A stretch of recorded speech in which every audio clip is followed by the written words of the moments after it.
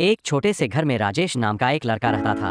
उसका सपना था कि वह एक बड़ा डॉक्टर बने और गरीबों का इलाज करे। लेकिन हालात उसके बिल्कुल खिलाफ थे।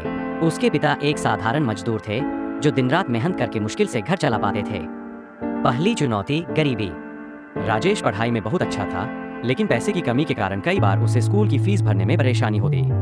कई बार उसे अपनी किताबें उधार लेनी पड़ती, कभी कभी तो भूखे पेट भी स्कूल जाना पड़ता। मगर उसने हार नहीं मानी। वह दिन में स्कूल जाता और रात में गांव के एक ढाबे में बर्तन धोने का काम करता ताकि अपनी पढ़ाई जारी रख सके। दूसरी चुनौती असफलता। जब वह 12वीं कक्षा में था तो उसने मेडिकल प्रवेश परीक्षा NEET की तैयारी शुरू की, लेकिन पहले ही प्रयास में वह असफल हो गया। उसके रिश्तेदार और गांव के लोग कहने लगे कि वह कभी डॉक्टर नहीं बन पाएगा।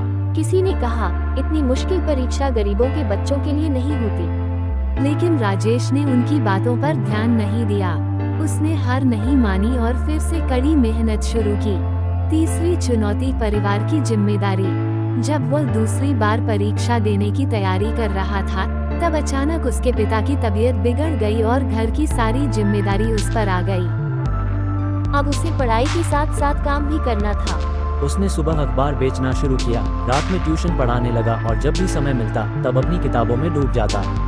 तीसरे प्रयास में राजेश ने मेडिकल परीक्षा पास कर ली। आखिरकार सफलता मिली। जब रिजल्ट आया तो उसकी आंखों में आंसू थे।